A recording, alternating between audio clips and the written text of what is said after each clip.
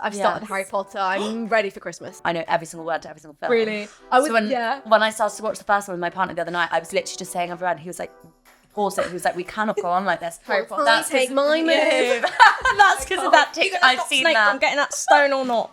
So funny. Wow, welcome Oenone. Thank you for having me. And welcome to the listeners back to the group chat. Yes. We should actually start off by saying this is our first group chat since our rebrand to Luxe Gen. I don't know if you noticed that. Lovely little card there, Oenone. But for those who don't know, we have rebranded Luxe Gal to Luxe Gen. Still all the same gals, same content, but we're just changing up the branding a bit. But yeah, very excited to have you on today. For those listening that don't know Oenone, I mean, I'm sure a lot of you probably do, but Oenone is an author, content creator, podcaster. You're a bit of everything. Really. So we're here just to find out a bit more about your journey. Well, I feel like I know your whole life because I've read it. Well, I read your book, Bad Influence, on a flight out for my girls' holiday, and I was expecting to have the book the whole holiday, and I read it on the plane on the way out, and I was like, fuck's sake, now I need another book. But it was just fantastic. But can you share a bit more about your journey to becoming a content creator and now an author? I love that you're calling it a content creator, because when people say influencer, I'm like, which is kind of what the whole book is about, but I am one. When I was at university, I was studying English literature, and I kind of the background noise my whole young adolescence was really bad body image and a really bad relationship with food. And I would kind of, as much as I wanted to be successful in other areas and I was like cared about my friendships and stuff, there was always this little thing in the back of my mind, if I could just lose weight. So I got a personal trainer and I got really lean, and it was the kind of like in the really big diet culture era, and everyone was into bodybuilding and stuff. And I was like, oh my God, I found the answer to weight loss. I need to tell all of these women. And basically what I've been doing was starving and exercising twice a day. So it wasn't a good way, but I thought somewhere I was like, I finally achieved this like lifelong goal. And so I started posting about on Instagram because that was what I was following on Instagram, those kind of accounts. And I would post lots of before and afters. And at the time, I really meant these captions, which are all about like, I can show you how to do it. Like, it's actually really easy, because I didn't know about calories or like exercise and understanding of that. But also what was happening kind of at the same time, unbeknownst to me, was I was obviously getting like massive dopamine rushes from all the likes, and I was getting quite addicted to posting. And still to this day, any kind of like before and after side-by-side photo will kind of get a lot of interaction. So that's kind of where it's like the germination of my Instagram started. And it wasn't an intentional thing, but the mixture of kind of me thinking this was useful to post about and people really engaging with it meant that I really started to put a lot into it. And so I spent sort of like my last few years at uni doing my degree, but also just for no real reason, posting loads on my Instagram and spending hours and hours like interacting with people that followed me and creating content and doing stuff. And then by the time I left uni, an influencer had kind of come into mainstream lexicon, and it was a word and it was a thing. And I spoke to a talent agency and I got management, and then it was my job. But I didn't realize that I'd been kind of working towards that. Yeah, in the background. It was like very fortuitous that I was basically in the right place at the right time, talking about the right kind of thing. I do think that's like the best way to kind of go into it. I think people who go into it thinking, I want to be an influencer, I want to be famous, like it doesn't ever really happen. It's having that genuine, like I'm sharing, I'm speaking to my like following whatever it is. Well, also I think it's harder now because it's like, first of all, it's so saturated. People know what influencers are. Instagram was a lot smaller. Like there was no one with like 1 million followers. When I had 3,000 followers, me and my friends went out on a night out to celebrate. We were like, oh my God, I'm famous. Like it was like, oh, okay, like in Cardiff, like, oh my God, people are gonna recognize me. It was such a big thing. And so, and also you could go viral. Like, do you remember when TikTok first came around and people would just go, I would have like 1,000 followers and my likes would be like 20,000 likes. Like that's actually impossible on Instagram now.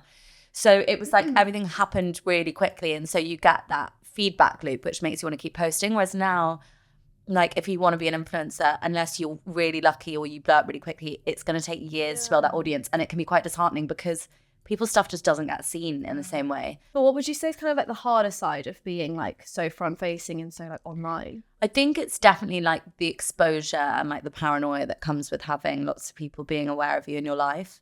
I read this thing, I can't remember, Dolly Alderson said this the other day, and I don't know if it was in that interview with Annie Lord or if it was on that podcast that she did with Annie Mac. But she was saying that she was talking to her therapist about dealing with kind of like online commentary, and she basically just realized, I just can't do it. And I was like, that's really actually refreshing to hear, because I got loads of friends in the public eye, and things used to really get to me, and they'd be like, we just need to like not think about it. Like, it doesn't matter what they say. And I'd be like, I don't have that. And it was really nice to have someone saying that not everyone is built to deal with that level of intrusive inquiry. Some of my friends literally don't care. They're like, my work comes first. Whatever anyone says about it is like a byproduct that I'm not interested in. Whereas I found the further I got into it and the older I got and felt more self-conscious of how aware people were of me, I actually was like, no, I want to hide. I don't want people to know things about me. You spoke about that in the book, yeah. didn't you? Yeah. Did the podcast come about? Right. So by the time I moved to London, I was basically a fitness influencer, and I was like, oh my God, this is amazing. And it felt like I'd landed this like dream job. And then I got to London and I was like, I've never actually been interested in fitness. Like, this is not like now I love exercise. It's like a really important component of my day, but it's not something I want to sit and talk about all the time. I find it very boring to talk about. And I loved helping women find, confidence and stuff. But I then started working as a PT in London to like subsidize my career as an influencer because I wasn't really making any money. And I just realized that every day just talking to women about weight loss was really draining. And no matter how much you tried to dress it up, or no matter how much you tried to like create caveats where we distracted around, it was always still just about women's bodies every single day. All people wanted to talk to me about were like bums and abs. And I was like, this is not my thing. So I also, having moved to London and started like to get really invested in feminism and conversations around privilege, I became like really hyper aware of my privilege and like how posh I was. And so I had this kind of other reckoning where I was like, God, I feel really dumb actually about the world, and I want to learn more about intersectional feminism, and I want to learn more about politics. And I just feel like there's so much of my education has just been very kind of whitewashed and class washed, and I didn't know a lot. And I was getting really curious. And so I started my podcast, Adulting, which is about all the things you didn't get taught in school, because I quite literally felt like I didn't get taught so much stuff in school. And growing up in quite a rural part of Somerset, I was in an area that was like quite remote. It wasn't very diverse. I went to a private school with a lot of people who, there was a mixture obviously, but it was like quite well-off people. And so I was just like, God, I actually have so many blinkers on, and so many people are like this because the way that history is written and the way that lessons are taught, whatever. So the idea was that I would speak to interesting people that knew more about the world, and I was kind of the ignorant participant in the conversation, asking the questions and never having any answers was the kind of the format. And you've spoken to loads of people on your podcast, and it gained huge traction. Who were some of the highlights on your pod? Sarah Pascoe is one of my highlights, because when I first started, I wrote a list of like my dream guests, and I used to email her for years and she would just never reply. And then one day I emailed her and she said yes. And I was like, oh, because in that time, the podcast had gone from like an idea to being like a thing where I had had interesting guests on before. I was always really surprised when anyone said yes. And at the beginning, it was like obviously really hard. And then as you go along, it would get easier to like get people, because once they saw a name, then you could put that, and then they'd be like, okay, we'll do it. And so it was always really exciting. We can go back to the book. And one thing I thought resonated with us as our age group and stuff was you obviously were having a life online, but also navigating relationship breakups, friendships, all of that kind of thing at university. How was that? Right. So when I first started, because I didn't really understand the internet and the same that we do now, and Instagram wasn't the same thing. I was just telling everyone everything. I was on Instagram all day long, and my stories were like 24 hours of my day, including like me and my boyfriend going out on a day, being absolutely wasted, coming back home, singing and smoking in the kitchen. I wake up in the morning, be like, delete. Like I wasn't filtering anything. Yeah. And there was no real bad repercussions. Like everyone was really nice. I think when you have a really small following at the beginning, people are kind to you. It's kind of when you get bigger that you get kind of issues. So at the beginning, I didn't really see anything wrong with it. And if anything, I kind of loved sharing my relationship, because I think I'd always felt a little bit like a misfit, and I never really knew where my place was.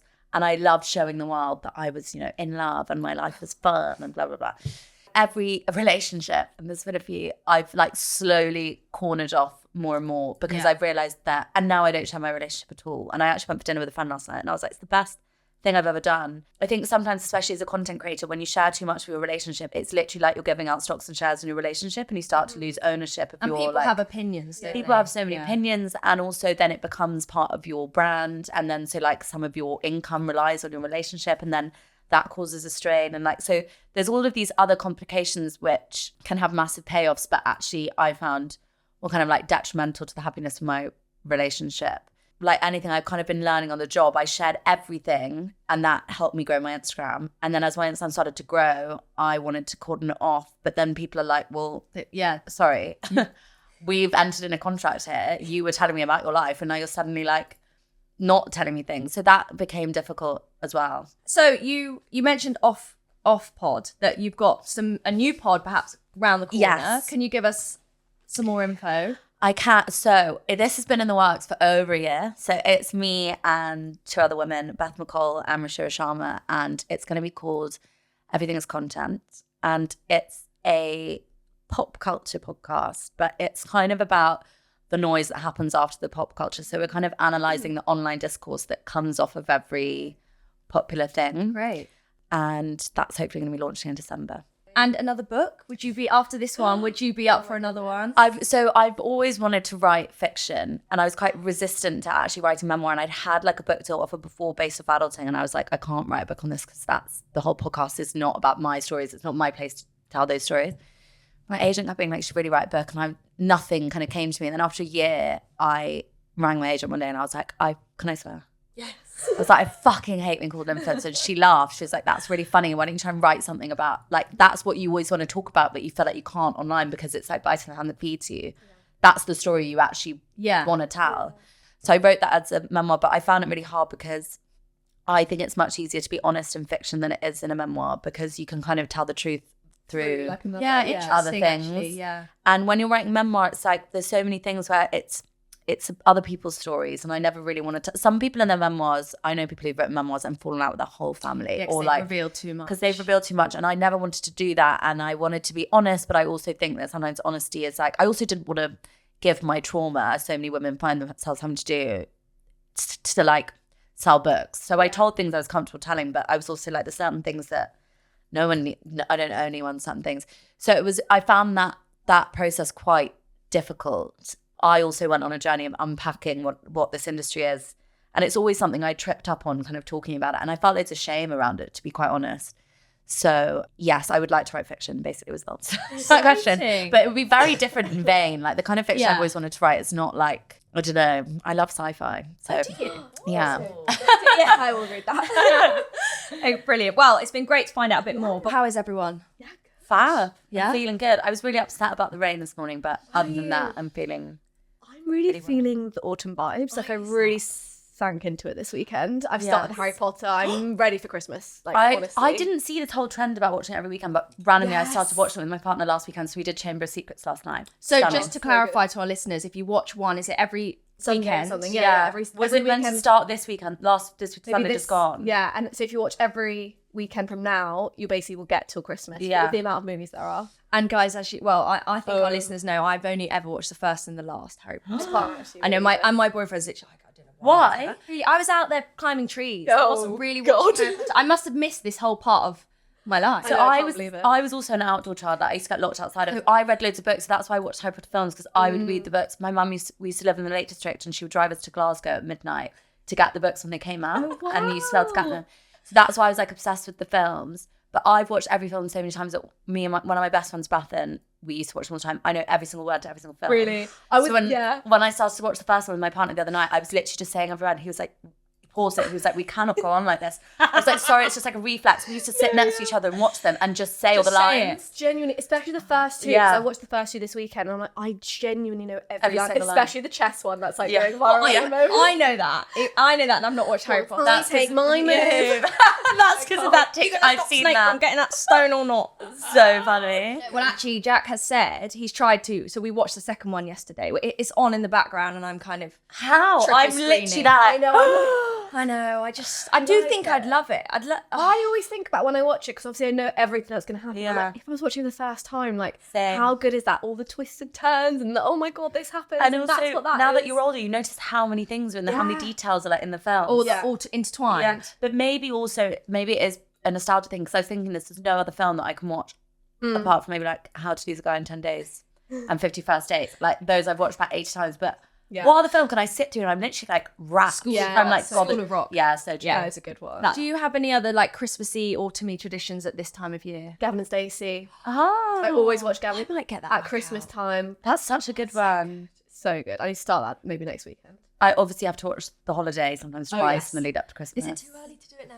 I'm trying to not start letting myself get Christmassy till the 1st of December. Really? Okay. I say 1st of November. Yeah, as you're soon really as early. Halloween Yeah. is done, I'm ready. I tried to put decorations up yesterday and got told off my boyfriend. He's Yeah. like, not Yeah, my yet. housemate came back with a huge bag of decorations yesterday. I was like, I used to be like that quite early, but then I think you get fatigued. Really? So I'm ignoring. I saw some of Megan Grubb was like, we had our first Christmas, and I was like, not looking at it, not watching, don't want to know. No, but I just find that otherwise, every year I'm like, oh, it just didn't last as long as I wanted to. I love it being really magical and really in a pack. Yeah, so Same.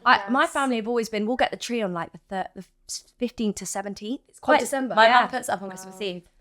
No way. Apparently that's a Catholic Irish thing. I don't know, Okay, but yeah. it's- I've ordered one for not next weekend, but the weekend Have you? after. Decorations are freaking I expensive. know. I've slowly, since I've obviously lived on my own, I've slowly started Yeah. collecting a couple every year. I haven't done the whole like order loads. But I and loads, haven't just- done really fancy ones. But my mum always has like glass, clear decorations that look so nice. So I've started doing that, collecting like glass ones, and then a few kind of material ones. I have like objects. Yeah. Like a shoe or like Yeah. a pizza. Yeah, But, you have quite anthropology vibes. Yes. But actually, Home Sense is the best place for them. I get them, you can get them for so cheap, and they have those like cloth ones. And all Oliver that. Bonus is actually really good as well. Yeah. For, Okay. but yeah, collecting them.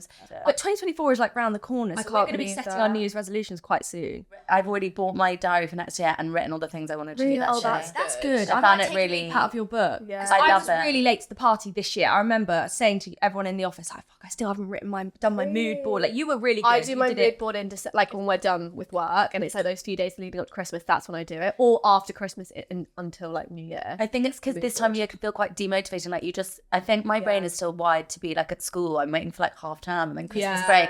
So if I write like next year I really want to achieve X, Y, Z, then I get a bit excited about like, oh, maybe I'll start planning, and it kind of motivates me. Otherwise That's I'm just a true. bit like, Although let's I all feel just break for the Are we not the still holidays. trying to achieve this? Like I feel like there's still I know, so much but I time. know, I've a given lot up, of that's what I people- mean. Yeah, a lot of people slow down now. So this is also a good time That to is like true. get your head above the parapet and be like, right, I'm gonna keep going until the end of the year. I do think it's a good time for reflection though, because you actually don't realise on your mood board, on your whatever, how many things you've achieved. Like when you actually look back on it at this time of year, like, fuck, I actually Or did how all many of things that you stuff. didn't achieve. All that. Let's be positive, gals.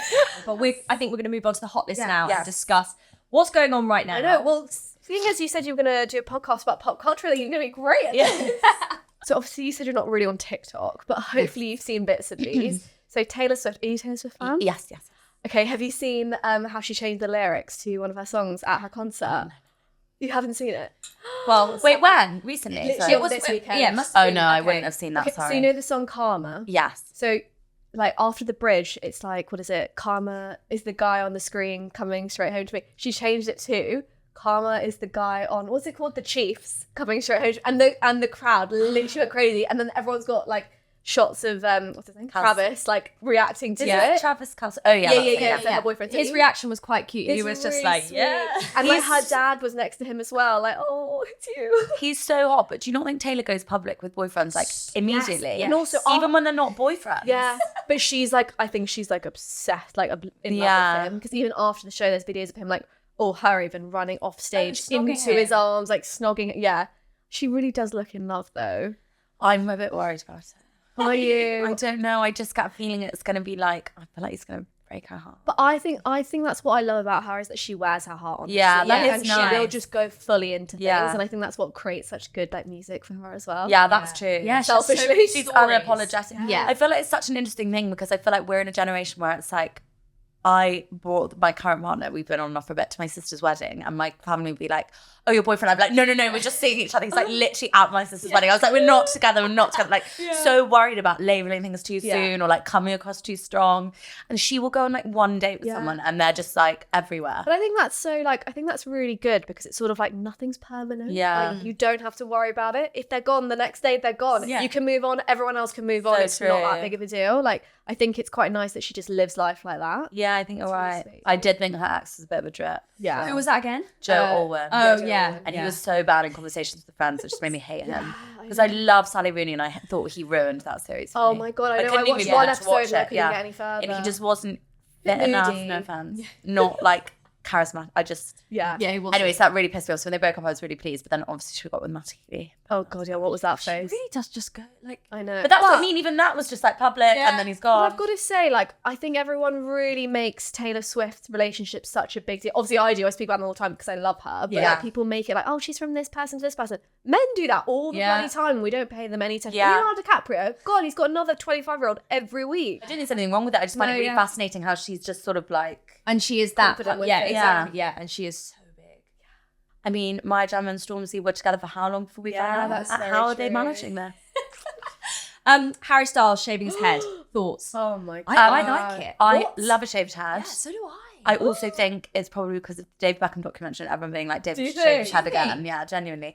And also, I don't get why people care. No, I was thinking that. Yeah, I was saying that. I think it's a fit thing to do. I really like it. I think it shows confidence. I think he is like, his charisma is what makes him so fit. And I think it's not really to do with his hair. So people are like, oh my god, it's his hair. But people are like mourning his hair. I'm really surprised. I'm not, I have to say, I'm a big fan of Taylor Swift, but I'm not a Swiftie. There's no one that I'm like a fan of in that way. I'm a bit like that. I'm a bit sort of neutral with it. So I find it shocking 100% Swiftie. to see people being like about his hair, being like, oh my god, I can't. I was like, why do you care? Yeah. Like, hair goes back so quickly. it's probably just for a role. Boys Like, get he's their probably just hair done it cut like for every 2 weeks. Yeah, Like, it's crazy. He was- Were fans this obsessed in the past? I mean, Or I do you think think it's they're worse just- 'cause of It's social just media? him. I think they're just TikTok is- obsessed with him. Anything he does, like any. No, Like, but all of these fandoms are Yeah. quite extreme. They Like, are They very come across on like But then they Twitter were, or whatever. You know, back in the day when I was watching, we'll probably talk about it later, the Robbie Williams documentary. I still haven't watched it. I need to watch so it. Amazing. Everyone's been telling me to watch it. It's better than the Beckham doc. Okay. I don't know what you thought of that, but it's a lot less controlled. Okay. In terms of, he was literally just sat in his he was in his pants and he was replaying all this footage that was recorded from his childhood. He'd never seen it, so he was stopping it, speaking about it. So a lot of it was quite traumatic because, anyway, I'm sure we'll touch on it. Yeah. But Robbie, he also had a lot of haircuts and a lot of How did people really react to it? yeah. well, it's a bit like Actually, Hailey they did Bieber. in David Beckham documentary. Didn't they? They were really shocked. He did. I just don't That's so understand. cool. I love it. It's like Very strange. But yeah, no, Hailey Bieber, when she chopped her hair, there was a bit of a backlash. Now I can't think of her without her short hair. I Do love you know what I her mean? I short- think I you just love get the used short to it. who else has done extreme haircuts? Emma Watson, when she did that pixie cut, people were like, dang. I really tie identity to my hair, and I think if I'd shave my hair, people would be like, "What's going on here?" But I don't know. I think Luckily, when though, I it's a think you could shave your head because you've got a little face. I'd love to shave my head. I was so jealous when Iris Thrall shaved her head. It's like one of my dreams is to be able to shave my head. she looks good. But I don't have the right face or head No, shape for it. I'm really It's rough. very You difficult actually to genuinely could do it. I'm Really? actually quite cross. Yeah. I don't think I will, but thank you very much. I think it looks so. I love it. Like Iris Law is I like do my love number one girl crush, Same. and her hair. Oh, she rocks it. she's doesn't so she? good. Yeah. And have you seen like her long, dark brown hair? Like it looks great, but this just really suits. Because I remember her. I was actually quite surprised by that, and I was like, God, this has just elevated you to like top model. I think it just shows confidence. I think. Yeah, I love for it. sure. What else has been going on? Timothée Chalamet on SNL. So he's been on it before as well with a couple other guests, and he did this like repeated skit where I think he's like is like a rapper or something. His name's like Young Cheddar. I can't remember what it is. Is it like what he did when he was at school? Yes, Yeah, like, yeah, like yeah, Timmy Tim, yeah. So he basically did another one that, and then the one I sent you was Yes, when that was he quite funny. did Troye Sivan. So you know that viral dance that's going Yeah, around? yeah, yeah. Like, Of him, you like- just got me started. He can't really. Yeah. He can't Really do it, but he basically did that. Troye and he Sivan was is Troye gorgeous, I though. am obsessed with Troye Obsessed. Sivan. Did you watch his home tour on Architect Digest? No. Oh, No, it was it was amazing. Amazing. Because I only heard of him after I watched The Idol, which was Oh terrible. really? obviously. Yeah. But I love his music, so I really liked it. Did you like it? No, good. It's the worst thing I've ever seen. I've followed him I've since not he was on really. back Oh, on have YouTube you? days. Have you? Yeah, because he was Maybe like it's in 'cause that I'm old. Yeah, gang. Lola's nodding. She's been. Yeah. He was in that gang with Zoella and Alfie, and like they were really good friends. See, yeah. I never even wait. It's Casper English? Lee. No, he's South African. I only know who that is because I found his girlfriend. I love her. Oh, Casper Lee's girlfriend. Yes, Amber, Amber. yes. Yeah, she's great. Yeah, But I yeah, like he was her. in that crew, and then he like started doing music, and now he's like obviously a huge pop star. Yeah, and I love his music videos. Yeah, they are great, aren't they? The one with Ross Lynch. Have you seen the one with Ross Lynch? One, is it called One of Your Girls, where he dresses? But he's in drag and he's absolutely that. stunning in Oh my drag. God. He Oh looks my god, he looks beautiful. amazing. He is I love that gorgeous. song. How does that song go again? I've forgotten how it goes. Do you now. know what else I didn't realise? That cuffing season song. Yeah, That it's was for from a skit. SNL. Yeah, it's from Oh, SNL. I didn't know that. Yeah, it's cuffing season. I thought it was a genuine like Christmassy song. No, it was from SNL. It's from You SNL. guys need to watch SNL. It's great. I didn't, and I literally saw someone. They were like, "It's so good that no one realised it was an SNL skit," and I was like, "You're joking." I kept hearing it and I was trying to search for it on Spotify. You can't and I was listen like, to it anymore. where is this song? I was like, wait, it's only from She should release it as a I single. know. Yeah, she should. I mean, it's a huge sound on TikTok. Well, if you hear the whole thing, it's not actually Oh, that good. right, There's like okay. some, it's more funny. Where have I even heard it then? I just thought it was a song. it's TikTok and Instagram. People use Yeah, it as okay. sounds. Yeah. Because I watched the Taylor Swift documentary when that first came out a couple of years. Oh, yes. I've Yeah, watched Miss it. Americana, That was really good. And then obviously I watched David one, and then I remember there was the Selena Gomez one. But I haven't watched Lewis Capaldi's. Everyone's got one. Everyone. And I kind of find it a bit overwhelming. Yeah. Well, people are almost saying it's a bit narcissistic. Like there's It is a little bit, but I think it's also like for those people who were so big, they're not going to be there daily vlogging on TikTok. They're not going to be there posting every day on Instagram. They need something for their fans to like. People like that stuff too. Well, I think it's similar to me writing a memoir, to be honest, because Exactly, it's like it's explaining all the things that you feel are misunderstood that you can't get across. Really easily. But then it's like there's so much to take in. And I was talking to a friend who's a journalist the other day about how you don't get those amazing celebrity interviews anymore from journalism because So true. people can just tell their own story. Like instead of David Beckham and Victoria doing like, I'm sure they do an amazing Vogue piece or something, which I actually do really enjoy because I do think these people have their own production companies and teams. Yeah. I think they're absolutely within their rights to tell things from their point of view. Agreed. But I do feel oversaturated sometimes with information. And this sounds awful, but sometimes when you know too much, the sparkle goes away. Like one person I would say I'm very obsessed with is Kate Moss. Yeah. And that's very much because you cannot really find anything out about her. So and when she does interview, I don't watch it because I don't want to know. Interesting. Yeah. I like keep that. Yeah. I love seeing all the pictures of her. I love all the like imagining, like I love rumour. Yeah. But the Robbie Williams doc, what was so fascinating was, I don't know how sort of contrived it was because it seemed very raw because he was watching back this footage that was recorded and it was going through you adored him at the beginning and then you went through a bit where you absolutely fucking hated him and then you adored him again. Right. And he was sort of explaining, he was like, the next bit's going to be really difficult to watch because I was a teenage boy that was really struggling. So he kind of, you see the full raw emotion, but you don't hear anything about his parents. They never come into it. You never hear nothing about his childhood. And then no one else is in the doc. You know how you normally, like in the David Beckham doc. Yeah. So she comes in it towards the end and the teenage daughter, but they give none of their opinions or they don't speak. So it's quite like me. I have heard it's really good. It's incredible. But again, so with another friend, she just watched it and she was like, she's single and she was like, I've just realised that the way I'm going to find happiness, she was like, Robbie Williams was so depressed. And then he met his wife and had a kid and I was happy. She's like, that's what I need to do. And I was like, babe, I've listened to him on a podcast before. Robbie Williams wakes up at midday, goes and plays golf. He doesn't do any childcare. And I remember listening to this podcast and they were like arguing about it. And I think they're really in love and I don't think she minds. But I was like, honey, this only works for men. As a woman, you're never going to get married, have a child and be like, my life is now better and easier. Yeah. Like, and so I'm interested to watch the documentary because that stayed with me so much that he will be like, oh, I've got a work thing. He does Zoom calls like in bed without a top on. Like he's obviously. Oh yeah, he was literally like, just in his pants. I think she clearly finds it really endearing, but like I couldn't be with a man that doesn't look after his children. Yeah. But young Robbie, he was stunning. Yeah. I would have thrown a at him. Sure. But there's a really iconic video of him being on stage. I remember this gave me like fanny flutters when I was younger. And he pulls up a fan and he just snogs her. And it's like the give thing that Matty Healy you've ever seen. Yeah, but Matty Healy's such like budget. Robbie Williams. And it was so sexy. And everyone's like, and you watch it and you're like, imagine that being you. But also, if that happened nowadays, you'd get cancelled, surely. Yes. Yeah. But at the time, very sexy. Actually, Harry Styles did that. Oh my god. Bloody, the internet would break, wouldn't it? Yeah. Oh, I've just remembered also the Met Gala theme has been released. Yeah. Very interesting. So I think it's called, I've got it written down, but I'm pretty sure it's Sleeping Beauty's Reawakening Fashion. Yeah, that's correct. So it's like 50 pieces of like archival pieces that are like too delicate to ever be worn again. And it's like incredible. So I feel like there's going to be a lot of like Kim Kardashian. Yeah, they were saying it's almost like a dig to Kim K. Yeah, exactly. I was going to say because it's like honouring it, not wearing it. Yes, and like they were like, she squeezed into Marilyn Monroe's dress. I think she ripped it. Yeah, she did. She ruined, so they've got 50 archival ones that they're going to bring back to life using AI. And people are going to reimagine old gowns. Yeah, exactly. So I think it's pretty awesome. I do think it's really good. The only thing I'm thinking is it's like, is it going to be a bit like The Year and Blake Lively's amazing this year when she did the transformation Heavenly dress. Bodies. Yeah, I feel it's just close to that because it's going to be a lot of like Marie Antoinette kind of like. Well, I don't know because I think people might play on like the Sleeping Beauties bit and go quite like nightwear and like that's feathery. But then I want the Met Gala to be very much like costume, as in like I'm which is what it's meant to thinking be. the Capitol from the Hunger Games. Yes. Like Yes. but often they're just like doing that Carly Kloss looking camp right in the eye look, and I'm like, that's such a.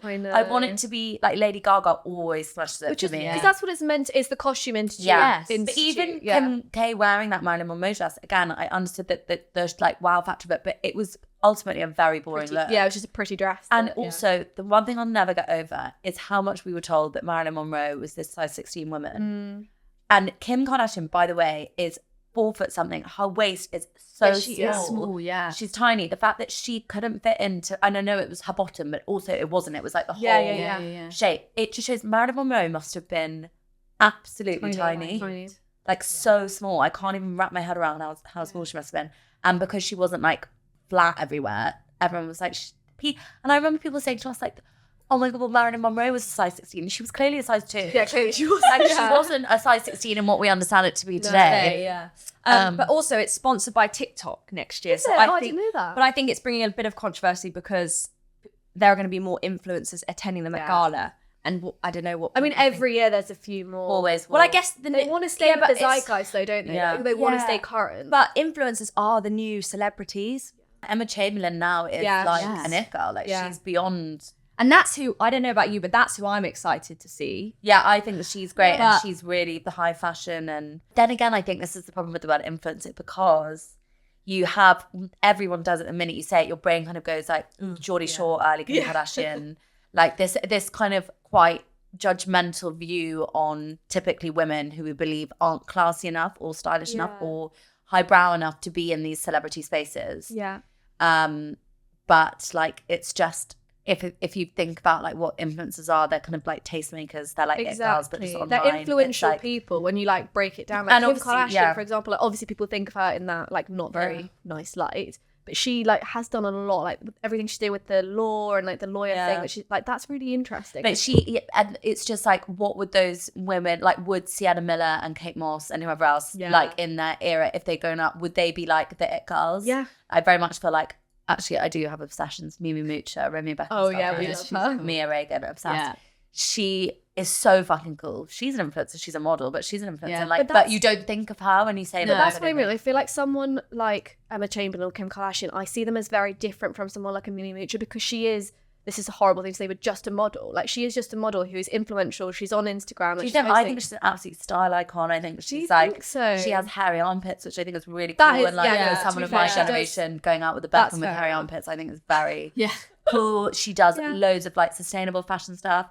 I don't know. I think modeling is a career in of itself. I think she's quite political in like some aspects. She's quite feminist. I don't think she doesn't stand for anything. So I'm being very defensive. No, good. No, but I just think I think that maybe I don't know her well enough though, to know that she does all that because that to me is it's more not. interesting. I guess it's not like outwardly spoken, but it's like she does a lot of her things are about like kind of sustainable fashion. When I think of her, because I feel a lot older than her, I think what a great role model. I would have loved to have followed her when I was younger. Yeah, it's funny because influencers have been around for a really long time now, and everyone follows them, and it's kind of like gauche to admit that you like influencers. But Caroline O'Donoghue said something really good in her podcast Sentimental Garbage, which was like saying you don't like influencers is like being like, oh, I don't listen to pop music. It's just such like a nothing thing to say because everyone has pop songs they like. True. And it's like because influencers are like kind of the mainstream of the celebrity world, they're kind of the lowest hanging fruit. Like we see pop music. I love pop music, by the way. I think people generalize as well of like when you say influencer, like what I just said, oh, they're just this or they're just that. Like you generalize because you think that's all you see. But really there is so much more to people than just like, oh, they're just an influencer. They're just a model, like whatever. Yeah.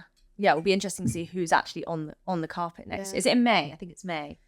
Early May, Who was there? Like, was Dixie D'Amelio and stuff there last year? Because I feel like they were. Kim was in that full black outfit. Kim Kardashian is absolutely, for me, lost her style completely. I'm so bored of everything she wears. She was at an event the other day and she had on some like lace floral skin. I'm like, I would be so interested to see how with like no makeup on, like wet hair look. It sounds really awful. A broken cock is like twice a day. I feel like with her fashion, it's like sometimes it works because at that moment in time, it works. People are looking at like skin tight stuff. But I'm like, change it up. Like wear something different. Every single thing she wears is so skin tight. Yeah. Did you see actually this morning she's posted something in this like incredible pink gown, not skin tight, no makeup. She looks amazing. I can't remember. She did tag the designer, but I can't. Yeah, I kind of stopped in my tracks. I love, actually, that being said, that's so funny. The latest Skims advert. Yes. It's amazing. Yes, That was actually incredible. I obsessed. loved it, that vintage look. And she's like got goggle marks as if she's like been sunburned. But my favourite ever thing is she did a Vogue cover where she's like got wet hair and she's got no makeup on. And it's so high fashion, it's so stunning. And I just feel like when she had that archival Chanel pink mini jacket on and then just leggings, I'm like, have we not moved past leggings? Yeah. And she has so much money. And I shouldn't be so cross about it, but it actually pisses me off because I used to love seeing, I like it when people really change up their fashion and it's something new and innovative. And I think that's why social media makes fashion difficult, is like all trends are on trend at the same time. So it is quite hard to look interesting on you. I think for me, she just switches between too many things. And I think it's because she's trying to find her style since divorcing Kanye. She does talk about it quite a lot on the show. And she's like, I need to make my own style. I need to find it myself. And I think that's why it's so like disconnected at the moment. Yeah. That she's just kind of doing a bit of everything and then a bit of Skims and then a bit of, you know. Yeah. I've seen a lot of backlash with Kylie's high. Oh, yeah. And the sizing apparently being just terrible. Huge. Really. Yeah. Like, what do you mean massive. huge? Well, so like extra small is like drowning for someone who's actually extra small. I just don't think everyone needs to have a brand. No, I agree. That's what I mean. And it's nothing. I mean, the leather trench was quite cool, but I agree. otherwise I loved that. Yeah. But it's just it's a baby tee and leggings. I kind of think this every brand right now is reinventing the world. I think it's actually really hard to be original. I was thinking about this. Yeah. Like, even with art, like I love art and I'm always trying to find like new young artists on Instagram and buy them before they get really expensive. But they're often, it's like, I'll find someone, I'm like, oh, she's got this from here. And it's like, I don't know if it's social media. I don't know if it's like our collective minds. I think it is pulled social together. media because everyone's so exposed to what people are revealing how they're doing things. Everyone's copying. Yeah. I do think that you must have to be incredibly like Kylie, a billionaire, to actually put a collection out and not know if it's going to do that well. Yeah. Skims at least kind of is. It was functional. It had a purpose. It came from a story of like the shapewear and her like cutting her own shapewear and like I actually think it's great quality. And there isn't actually that much. I think like shapewear, what isn't a saturated market, whereas all the. I mean, I don't know what's the price point for Kylie's brand. Well, she said it's affordable. Everything's under £200, which I don't. Obviously, for like an average person, it's not affordable. But is it? And what is the quality of it? Is it luxury? Is it sustainable? Is it? And it's I think she says it's luxury. I don't know who the market is for that. No, that's what I wondered. But maybe it's because they know that, you know, they can't be doing those pretty little deals. Yeah. No, I can't really pretty little thing. Well, having said that, I was recently in an airport coming back from Scotland and Courtney's, is it Pretty Little Thing, Misguided, one of those? Yeah. Her ad is everywhere in, not Heathrow, in Gatwick. Everywhere. Really? And when I was in Scotland, it was everywhere. I'm she was like the sustainability ambassador. Or Boohoo. I can't remember what brand it was. But I can't believe that. And then, what did you think about the Naomi Campbell? Sorry, you probably respect about Oh, this. no, we haven't actually. No, we haven't. Yeah, I'm really confused by that. Really confusing. For people who don't know, Naomi Campbell also did a collab with, which one was it? Pretty Little Thing. That came out of nowhere. Yeah, very strange. Some people shouldn't be relatable. I don't want to be able to buy something Naomi Campbell wears. I want Naomi Campbell to be like untouchable. I like having tiers of, I think this with like books, I think that every level should be like, you know, some people are like, oh, this book's just like an introduction to feminism. But it's like everyone needs access and then you move up, whatever. If Naomi Campbell's doing Pretty Little Thing, like what are the people that are like, we're kind of like, wow, do you know what I mean? There's something about it that I find, I don't like it. I like having people on every rung of the ladder that you can kind of like look to for different things. There have been some good collabs recently though, like with Danny and Barbara. Oh yeah, that was about really that. cool. Love that. There've been some cool ones. Yeah, and actually Barbara as well, they came to the office and they had a collab with Shaun the Sheep, which is so random, but it just works. Yeah, it did work. Really cool. What else have we had this year? We've had Dissy Stone Island. I thought that was quite that's really cool. But, I think there'll be some good but collabs a lot of next Gucci year. collabs, hasn't there? Yeah. But I think it is quite, I think brands should really push the boat out in terms of collabs. Like, remember Line Bike did a collab with that sustainable fashion brand, I can't remember. But I love to see things like that. I think cross industry I think collabs. that is really cool. I think it's cool. I'll tell you what was nice was the Ganni and Good Squish. Like Good Squish was probably a bit of a startup in lots of good huge scrunchies. You know, those big scrunchies that all the girls are wearing.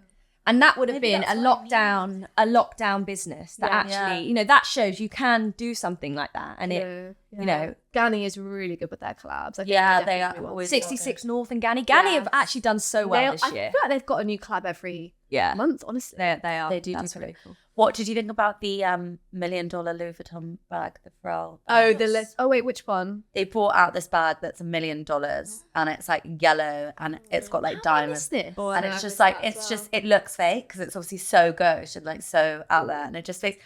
I also just think, how many people out there have £1 million to spend a bag? It must be way more than we think. But is it to create something that's not to be bought? It's like an art thing. Is it for the show? Like, I'm trying to think. No, it comes in 4 colours, but and it's on the website. Oh no. Yeah. I'm not a fan of and that. I'm like, there must be so many more rich people than we. I guess like we say the 1%, but I guess 1% of the whole population is like quite a few people. I don't know. I'm like, who is buying stuff? It's so crazy. Because I really enjoyed his first and like I guess second shows that he did, and like the vibe that he's taking the brand, and that to me just feels really left field. Like it doesn't make sense. It's strange, isn't it? Okay, pods we're loving. Oenone, what are you loving right now? Okay, this is really basic. But I've spent a lot of my life looking for the perfect concealer. And one day I was like getting to the end of my money that month, but I'd run out of concealer. So I ran into Superdrug and I bought the concealer that I used when I was 12. And I've not looked back. That was about 8 months ago. It's the Maybelline Instant Anti-Age Eraser Multi-Use Concealer. I got the 01. I use it on my spots. I use it under my eyes. I use it today. I have got foundation on, but mostly day to day I put on a primer and this, just in like little areas. It is the best thing that was ever invented. I don't know why it's so good. And also, because it's got the little brush, you can take it out on a night out. You just dab, and it's a bargain. So that is like 100% number one thing. Anything else? My second thing is this Tarlet jacket, which I have on, which I got because I saw this girl on my road wearing the Frankie Shop one. I kind of like chased her down the road and was like, where's your coat from? She was like, Frankie Shop. I looked it up and it was really expensive. And then I saw Grace doing Instagram stories about this. So I was like, I'll buy that. But it's not my normal style. I'm normally like a big fur coat or like a belt. I'm always like a smarter jacket kind of person. Anyway, I got this and I haven't actually. Is it reversible? It's reversible and it has the biggest pockets you've ever seen. So much so that I don't use a handbag anymore. And my third thing is I don't let myself buy AirPods because I lose everything all the time. And I normally buy like little cheap headphones on Amazon because I lose them. And then I dropped a pair into the road the other day, classic me. So then I bought these. They were honestly like $14.99 or something. They look like AirPods. They sound like AirPods. And they're just on Amazon. And I can find you the link. But they're so good because I refuse to pay £300. And these look like AirPods. And they've even got a little analog screen. Yeah. So that is my, and they're a bit pearlescent. So they're even nicer. So that's my top 3.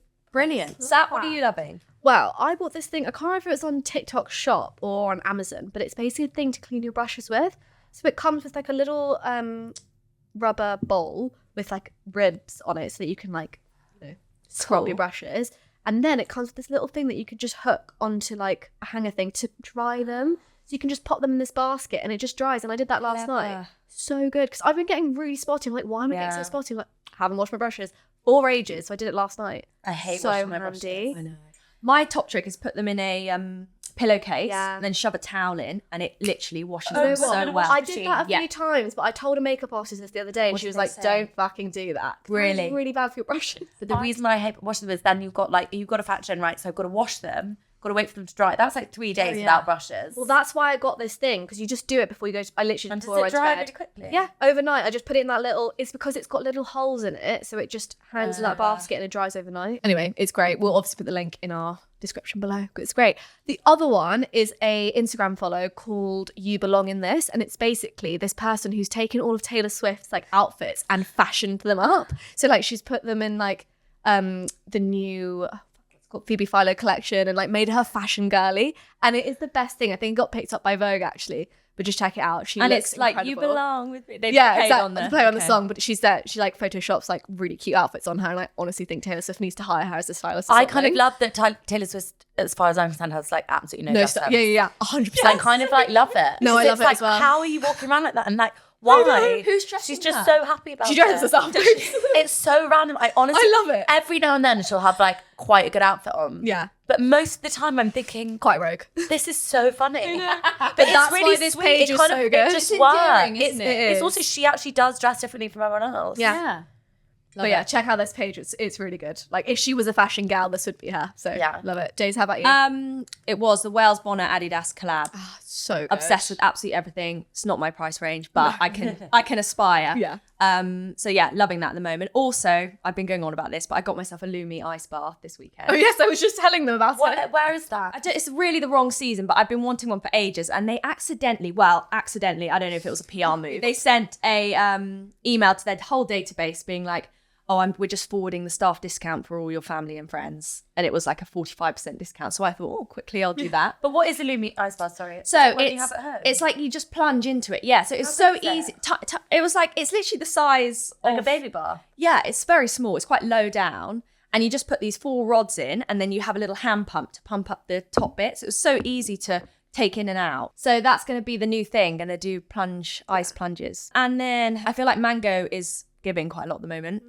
This season's Partywear is really nice. They've got some really nice flower chokers. Oh yes, I did see that. And there's sort of really nice long slit skirts. So their Partywear is quite cool. The high street is really good for Partywear. We're actually doing edit on the LG hub. Great. Well, all of our products will be linked below and everything we've spoken about. But Oenone, it's been great to have you on the pod. Thank you so much for having me. Sorry, I never stopped talking. And do check out Oenone's book, Bad Influence. It was so good. So I'm excited that you're going to be writing again.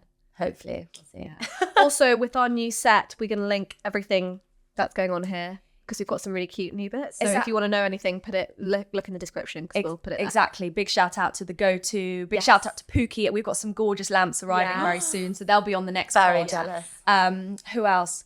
Anthropology.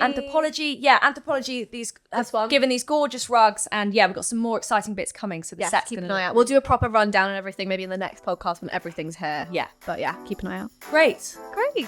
Thank you. Thank you. Bye. Bye.